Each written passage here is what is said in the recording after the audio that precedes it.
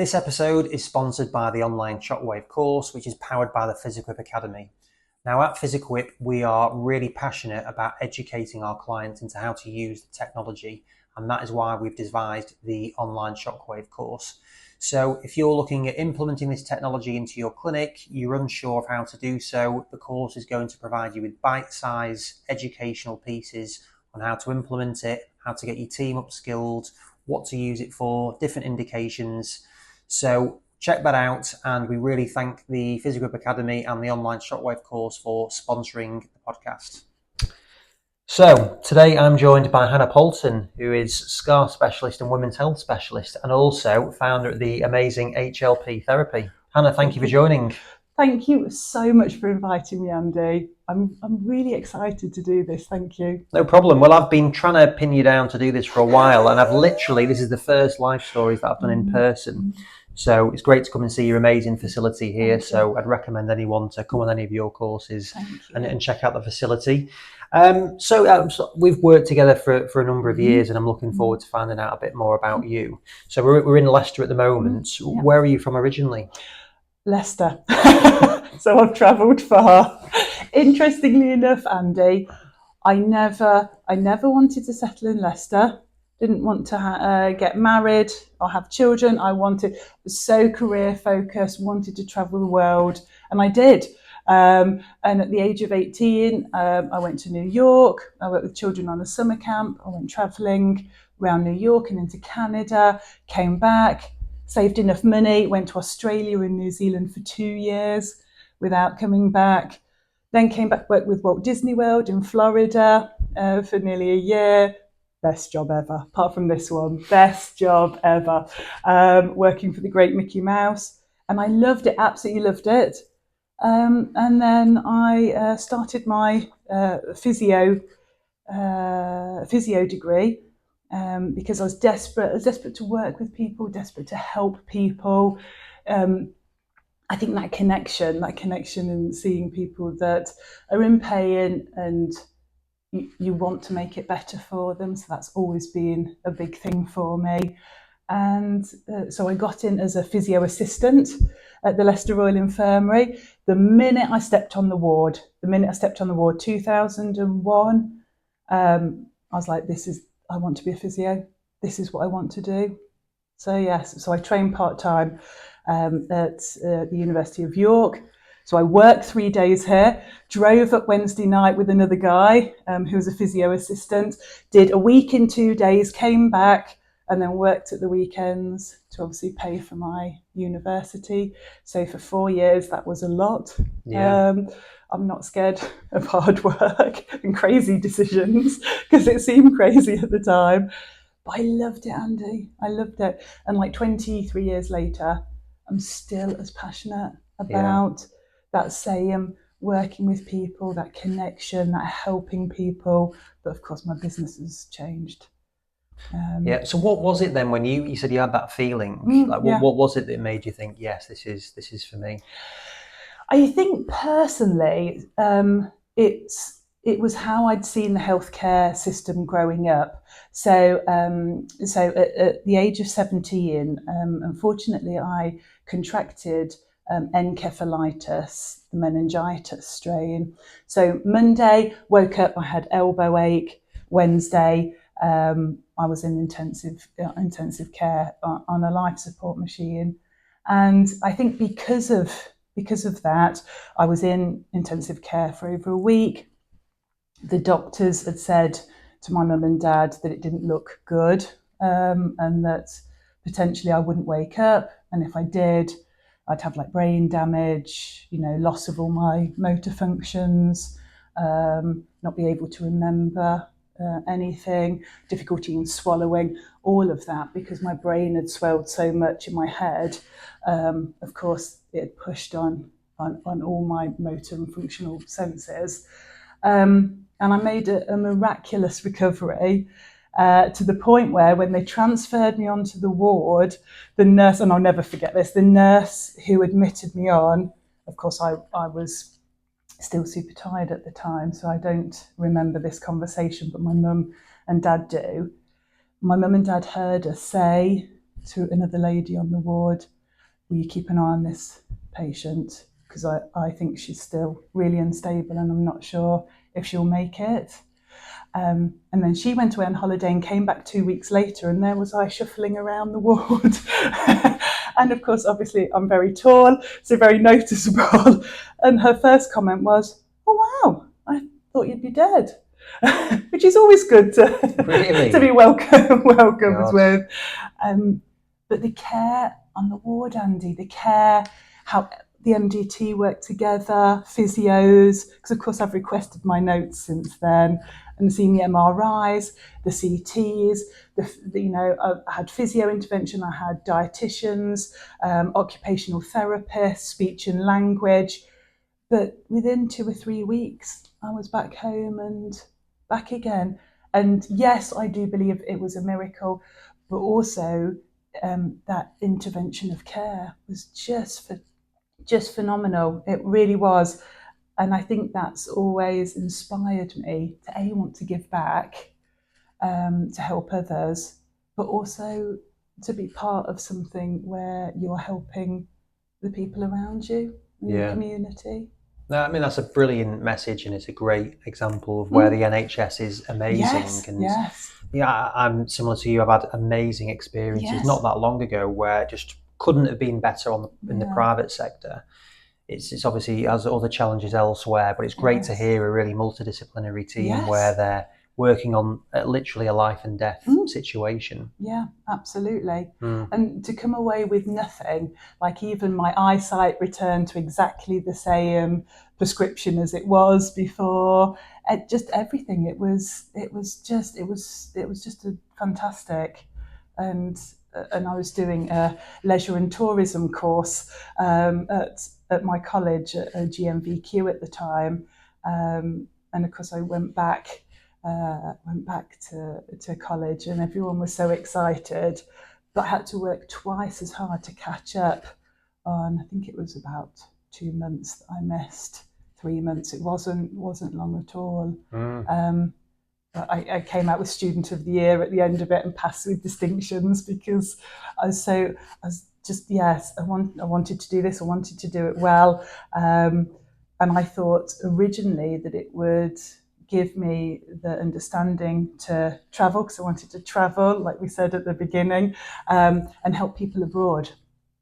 So later on, about 8 years later, I went to Peru. I worked with children in the prisons and on the streets, and the women there as well, which was just fantastic. I came home, met my husband. First thing I said, I'd like children. All changed. Done. Yeah, exactly. There we go. Dreams out the window. Yeah, exactly. Even though he said, could have sworn you said, like on our first date, I don't want to get married or have children. I want to travel. I'm really career focused. I want to help people. Yeah. So, like, kind of changed. How did did this incident? Was your personality the same? You're very energetic, extremely dynamic. Have you always, or have you been like that in like your mid-teens? Yeah, absolutely.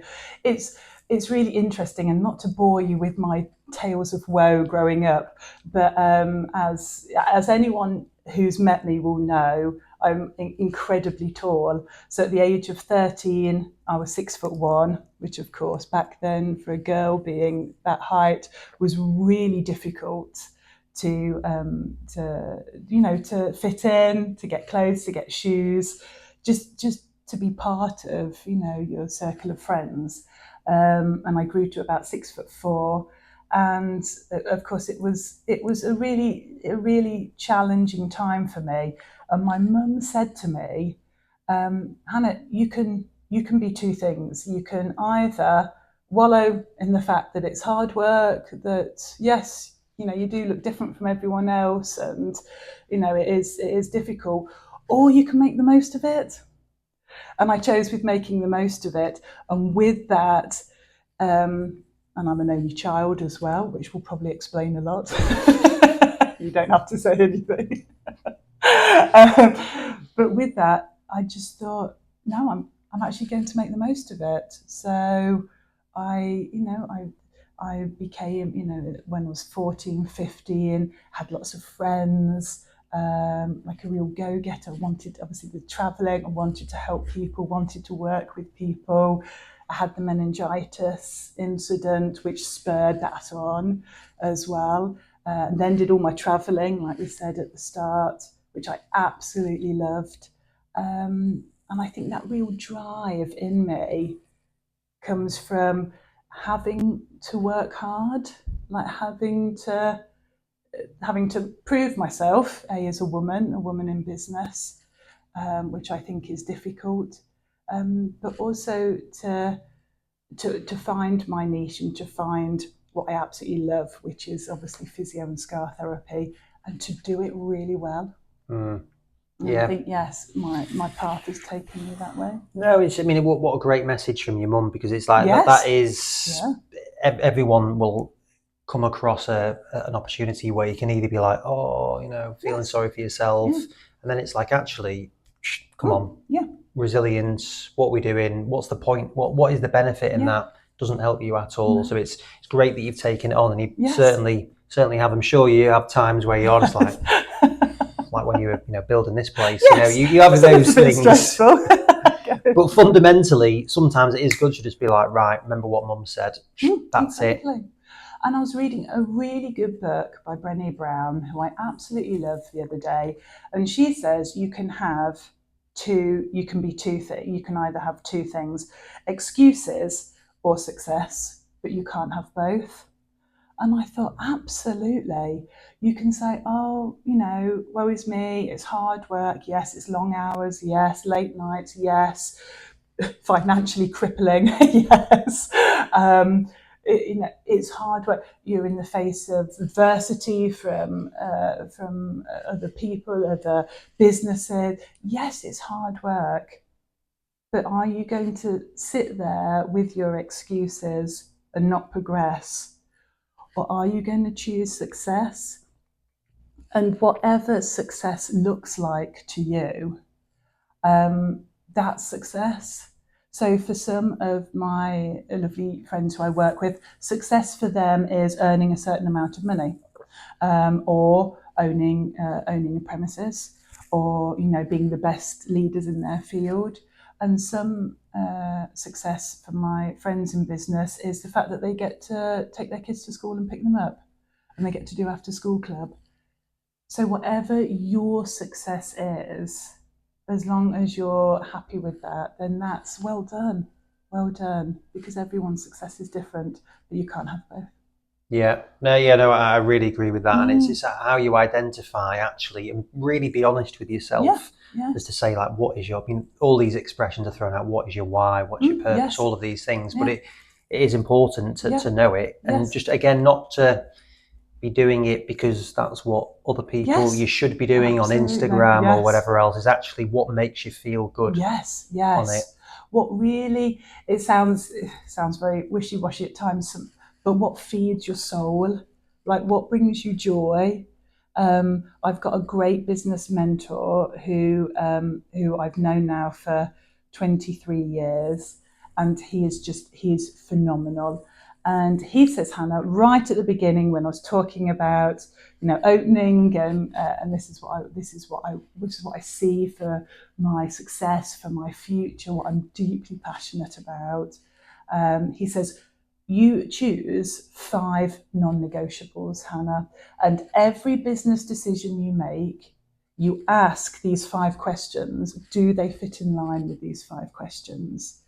Things like working with people that are like-minded to you, that have good morals, good standards, good drive, good business ethics.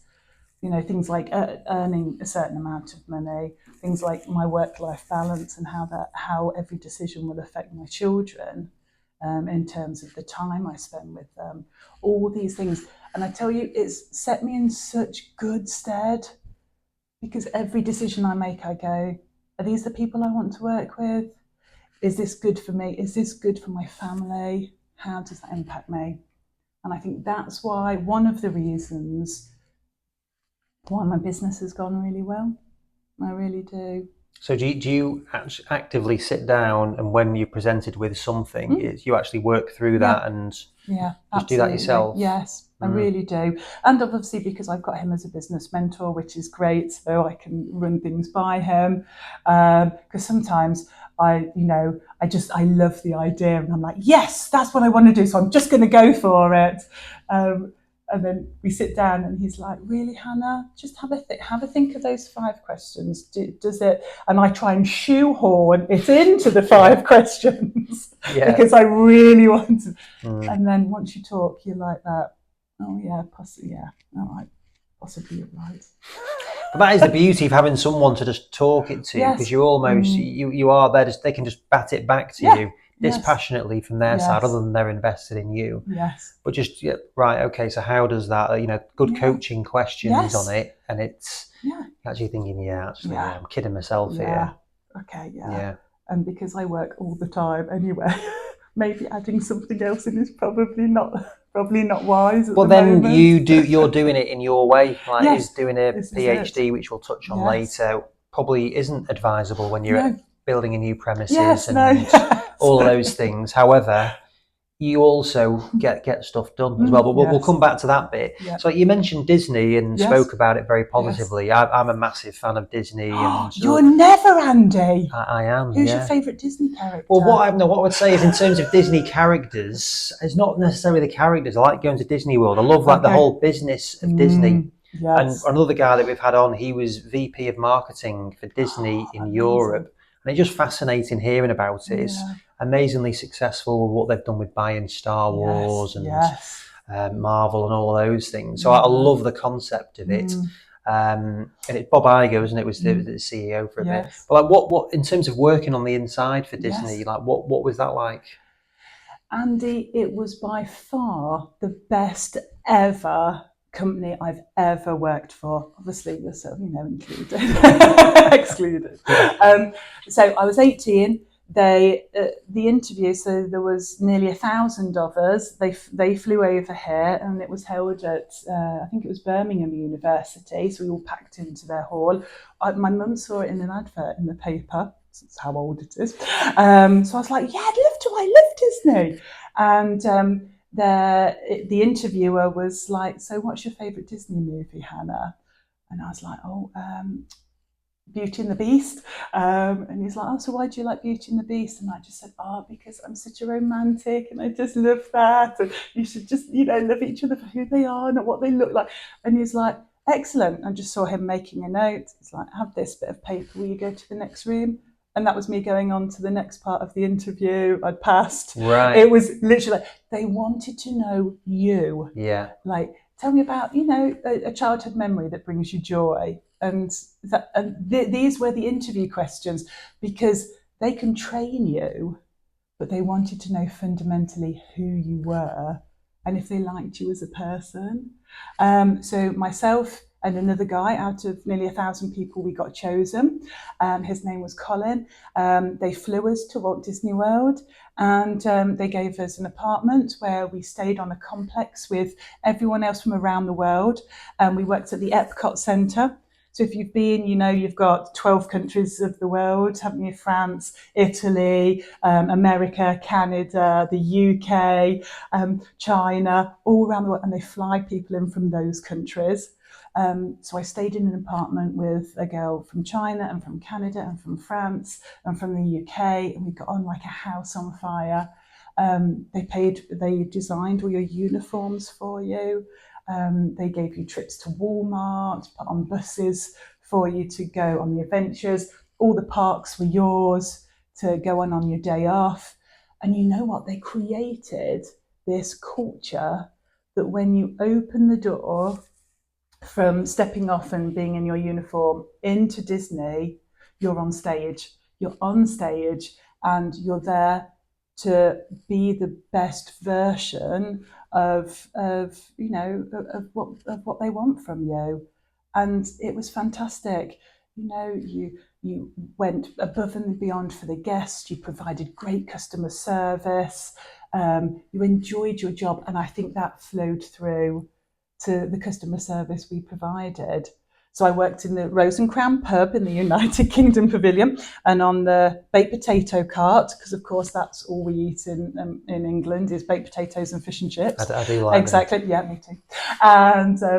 And it was great. It was so good. And from there, I did a course in marketing. I got a master's degree. And on my cap, I had the ears, which is just not sure if they do this anymore.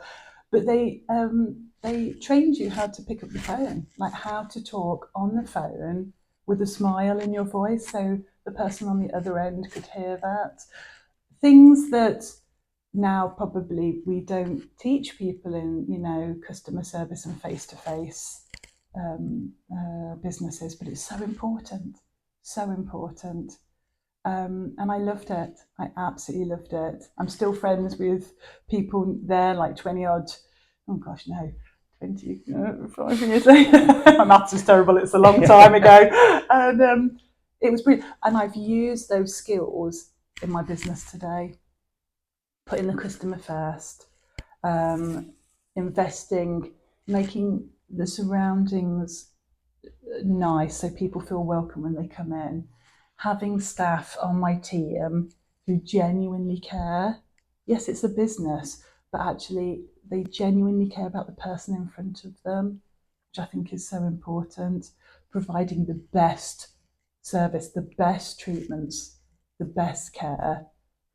And I think that I've learned that from all my experiences, but a lot to do with Disney as well. Yeah, no, it's great to hear, like, you're just speaking so passionately, and you can tell it. And what an amazing investment from them in terms of getting you in, but you're still, those years on, talking about it. Yeah. And that's why I like the company, really, is because you hear this from people, like you hear the stories of the cleaners, of how passionate they are about how they Scrubbing do things. Every detail. They love getting the lines straight and all these sort of things, and just little things which have massive impact on people. So it reminds the way you're talking there. Like, I've been on a couple of cruises, and I was just like, the service on these things, whatever it is, we've got to incorporate these things, because it just blows anything else out the water. Where anything you want, yes, do it. Little things that you don't even expect. So it's really great to hear it. And it's even better to hear like that is you take that into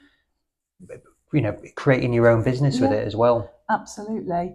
And that's the thing, it's investing in people. So that, like I said, the staff that work for me, not only are they exceptional at what they do, them themselves have the same passion as myself to help people, to put others first. I think that is so important, because you can when I advertised for employees, I had a plethora of physios, and some amazing, really, really good.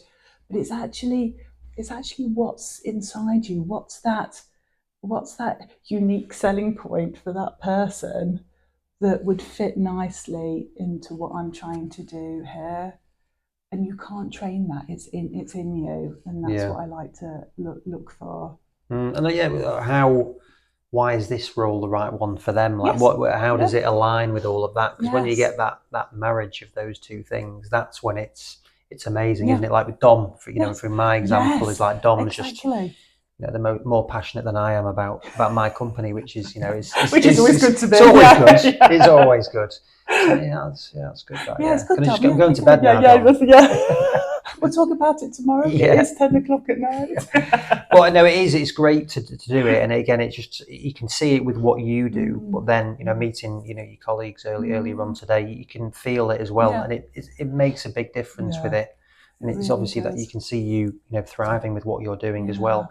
So in terms of like scars, that's where we kind of met that. Where's that come from? That is a journey in itself, Andy, and I know we don't have like 5 hours for me to whittle on about myself, so I will cut it very short. So after meeting my husband and getting married and wanting children, I had my first son 11 years ago, and it was quite a traumatic vaginal birth, which required lots of surgery because I had third-degree tears. And with that, unfortunately, they had to be repaired twice. So I had obviously a lot of internal scarring, which caused a lot of problems. It was at the same time as I was going through that I just had the clinical lead role for physiotherapy at our local hospice. So I'd done very well in my physio career. I'd been a senior in medicine and neurology. I'd done all my rotations. But I was interested in oncology. I'd done a spell in oncology at the hospital, helping to support the physios on there. And then this role came up, so I moved over to our local hospice and developed the role there, which was phenomenal. So I was going through this myself, but also seeing the effects of multiple surgeries on the human body, which I'll be honest, Andy, as physios back in the day, I know things are different now, you just weren't taught to assess the scar, to look at it. People were having, hip replacements, but your protocol is to get them out of bed, after 24 hours. Can they sit in a chair? Can they transfer into bed? You see this huge scar, but it didn't impact your treatment or assessment at all. And people with knee surgery, can you get 90-degree bend? Tick, you're off home. There was no acknowledgement really of the huge scar there. So I started to see more and more individuals with lots of scarring on them. Unfortunately, then I herniated my bowel and needed surgery. I then had a miscarriage, which resulted in surgery. I then herniated my bowel again, so needed more surgery. And then I got pregnant and I had a C-section, which I really struggled with the recovery from that. I think because of all the scarring in the abdominal region. And that happened over about 5 or 6 years. So it was a lot on the body, a lot personally, physically as well. And Andy, at not one point did anyone say to me, wow, Hannah, that's a lot of scarring on your body in that area. Like that's, how does that affect you? And without going into too much detail, it affected me a lot. So I started looking into it a little bit more. I attended a great course that gave me some foundations of scarring and how that affected women in this case. I then opened up scar therapy outpatients, which was an instant success. And bearing in mind, it was part funded by the NHS, which is amazing, and just focusing on women after mastectomies. And I just thought, there is something here. There is something here where I am now desperate to learn more about scars and make an impact in this field. So I left the NHS after 17 years. Not a single person said this was a good idea. My business mentor, he said, this is brilliant, Hannah. Not a single person. They said, why would you leave being a clinical lead? Why would you leave like a good job? Everyone knows you. Nobody knows what you're doing, Hannah. Like, what do you mean you're going to treat scars? Like, what? How? But I was so passionate, Andy, about. I've seen it in the outpatients. I've seen it myself, the effects of scarring. How can I help these individuals with really high-level traumatic scarring? So I left the NHS, and of course, if anyone knows, if you're in the NHS, you don't have to promote for business because you have more than enough on your caseload. And so I left, and I had no idea what I was doing in terms of business. And I went on courses, and I worked every hour under the sun. And I then got shut down because obviously COVID hit in 2020, which was great. But I used that time to start promoting myself, to start talking about it, start researching, start educating myself and those around me. Started up my YouTube channel, talking about scars, what you can do, talking about women's health, pelvic floor, postnatal assessments, because of course I'd had both my children by then, what better care for women we need. And it escalated from there very, very quickly because the need was real.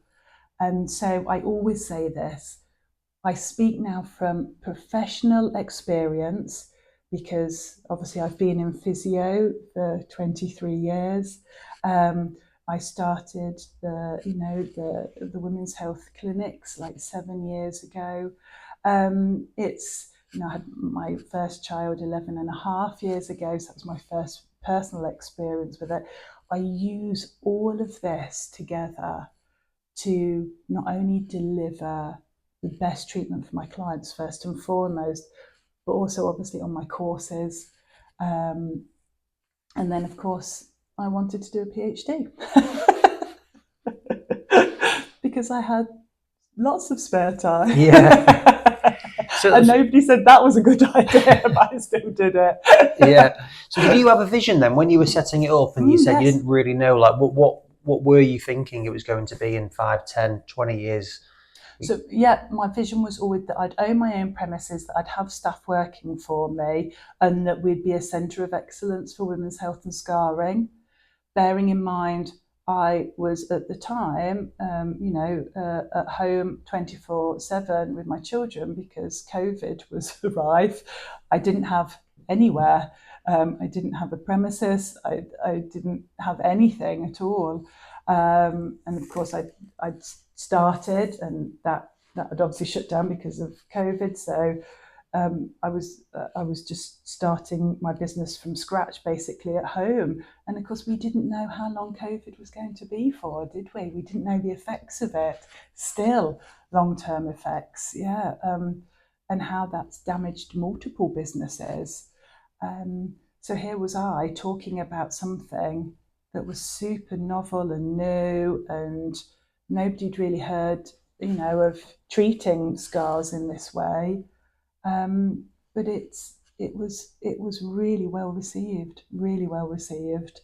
And maybe that's just because I'm like a dog with a bone, and I was like, oh, I'd like to tell you about scars. And I just kept going until somebody listened. Yeah, no, it's great. It's great to see. Again, we have known you probably since around about that time, but seeing where it's gone from education, from the growth of your clinic, recruiting team, the awareness of the area. Exactly. So, where do you see that where are you going to take this? You've obviously got the PhD, which is a massive undertaking. Talk to me about how that is going to impact and what impact you want to have in the industry. Well, what impact do I want to have in the industry? I'd like to change scarring for the better, especially on the NHS. The NHS do a great job, but I think they can always do better, just like we all can. In the private sector, I'd like to be known as a leader in women's health and scarring, which I feel I'm doing well in that arena. My vision really is, I'm super passionate about any kind of scarring, just any kind of scarring, but C-section and oncology scarring are the two ones that I'm most passionate about. And because I want to be the best in the area, you can't deliver courses and not have the education, the training, the understanding, the anatomy and physiology background, all of that. You can't deliver a course unless you have all of that behind you, a really good foundation. And I did, and that's why it's woven into all my courses. But I wanted more. I wanted more about research and education, and that's why I started the PhD. So I started the PhD in April this year, so 2024, at Nottingham University. And yes, it is phenomenal, the amount of work. You can see why people do this full time, and I'm doing it part time. And it's still a phenomenal amount of work. But boy, does it fire me up in terms of looking at what's out there already, and also how we use, what language we use in academic papers. One thing I'm really passionate about is how we refer to C-section births. There's a lot of stigma around those still. And even in the academic papers, they say things like a normal birth versus a normal birth versus a C-section birth. So like almost saying that C-sections are abnormal births. And I'd love to do a paper on communication around C-sections, which I've already presented to the uni. And they've said, let's just do one study at a time, Hannah. But the research, the information and the support that I'm getting to find this is phenomenal. So I'm doing a massive literature review, scoping review, questionnaire. That's all going to be completed at the end of this year. And then the full-scale study next year, looking at C-sections, C-section scar massage and negative pressure therapy, and seeing how that helps or not. Yeah, that's really interesting. My brother and I were both C-section births. So what is the... Some people say that you can be lazy if you're C-section. Is there any evidence of that? No, not at all. All right, that's all I want to That's know. all you want to know. That's yeah, it. that's End the of right the podcast. answer. You should have asked that first. No, it all sounds amazing, and it's like really, you can see you so passionate and driven and personally bought into doing these things.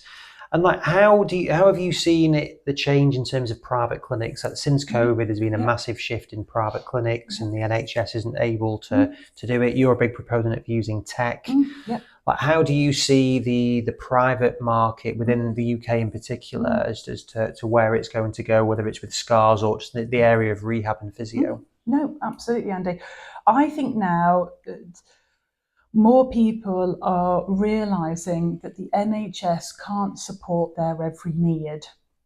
And I might be speaking out of turn here, but it used to be that the NHS would, support you as you came in and help with the problem and help with the aftercare and rehab. If you had any problems, you'd go back. You'd be seen in a relatively quick manner. I think now, with obviously the expansion of our population, people living for longer, things like the obesity crisis, people having children later in years, all these factors play a huge part on the healthcare system, and they're just a few, to name a few. There's many, many more. And I believe now people are saying, I don't want to wait 2 years to be seen for my gynae problem. I can contact a private clinic and be seen in a couple of weeks. And I think people now are putting more of a value on their health. Whereas before, because the NHS is free, I do believe almost it's like we've grown up with not having to really worry about our health, because if anything happened, we just pop in for free, get it sorted, carry on. Whereas now I think individuals are saying, there's 2-year wait, there's a 3-year wait. That's I don't want to wait that long. I'm going to take control of my own health. So I feel there's been a big shift now with people looking for private therapy, private support. Obviously, insurance companies recognising this and offering more services. I'm yet to find an insurance company that supports scar therapy, but I'm working on it. So I think that's brilliant. It's brilliant for the private sector. However, with that comes more people going privately. So now individuals have a greater choice.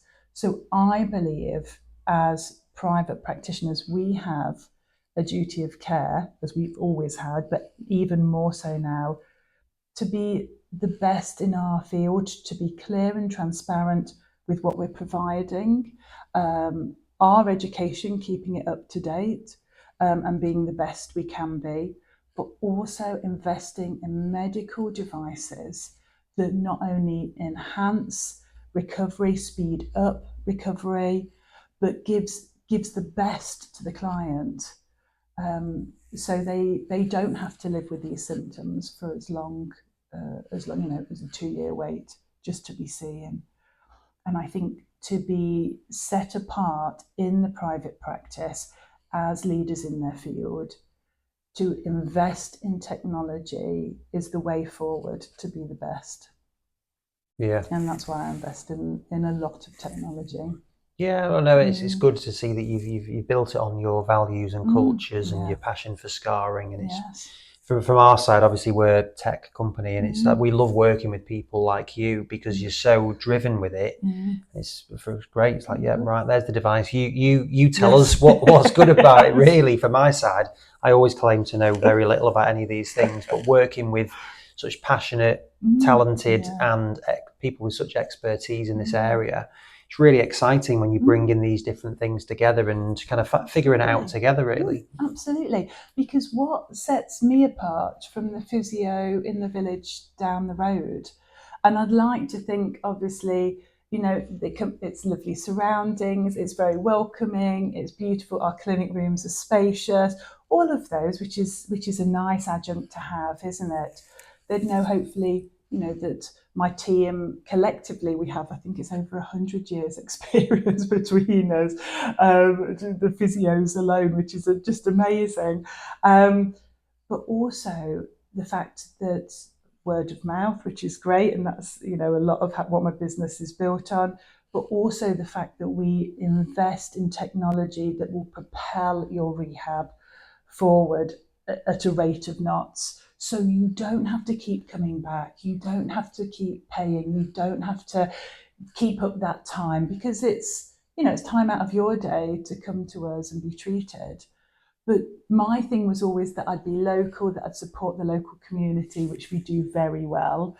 And we're very fortunate to be very well known in the Midlands. But now we're very well known all over the UK and worldwide. So because of the courses that I do, they're obviously worldwide, and I've been in America and Ireland, and obviously around the UK and Scotland, blah, blah, blah, blah, blah, France, all the way around, which is lovely, in Canada. But now people are flying in for treatment. So we have a lady that's flown in from Kentucky that stayed here in the hotel down the road for a week so she could have treatment with us every day. She says it was by far the best decision she's had since having her son. Have a lady from Bangkok who flew in for treatment last year, is now doing a course with us this year, then coming back for treatment again. Have a lady in France that comes over, that ties it in with seeing family here, but comes and sees us for 3 sessions over 2 weeks. These people are flying in. Ireland, people flying a lot from Ireland. Because of course we're down the road from East Midlands Airport, fly in, taxi us, see us, taxi back, fly back the same day. And that, Andy, is a big offer, and a big honour.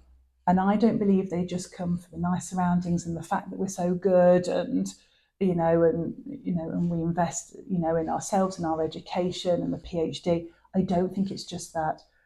They come because of the medical devices as well, which we include in our treatments, because they can feel them working, they see the results instantly, and that then says to them, this is worth coming over, this is worth paying for flights, hotels. We have one lady that drives 3.5 hours to come and see us for a treatment because she says, I can't get this anywhere near me, Hannah. It's worth it. Yeah, no, it's great to hear it all coming together, because it's not that, or it's not that, it's not this, it's how it all comes together with your vision of how you do it. No, it's just really good, and it's great to see you thriving, and we love being a part of your courses and your education, PhD, all of those things. It's really exciting. Live vicariously through some of these things. So what would your advice be for other people that are looking to get into this area, or already in this area thinking of setting their own practice up? Like, what's your general advice for for anyone? I would say get a good business mentor, somebody that you trust and somebody that's going to be honest with you, and that has your best interests at heart. You as a person and knows your values, but also is just as passionate or understands your business and what you want to achieve. I'd always say if you have a personal drive and a passion, I think that will keep you going through the hard times. It's hard opening a business. It's hard being vulnerable and, being exposed.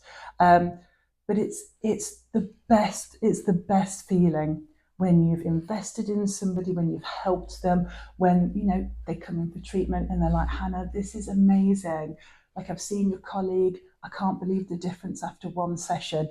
That's what keeps you going. I would say get a good business mentor, know your 5 key priorities and what you want to make every business decision by. I would say get good people around you who are your cheerleaders, who want, to build you up, because it's hard. You want to bounce ideas off of someone, but never lose your own personal mission. And if that is, in the healthcare industry, it should be to see the client recovering well. That should be your personal mission, to invest in the person that is sitting in front of you. And I think if you do that, you can't go wrong. Brilliant. I think that's a great point to finish on. So thank you for sharing. I'm looking forward to seeing how it all goes. The clinic looks amazing, and well done with everything so far. Thank you very much, Andy. Thank you.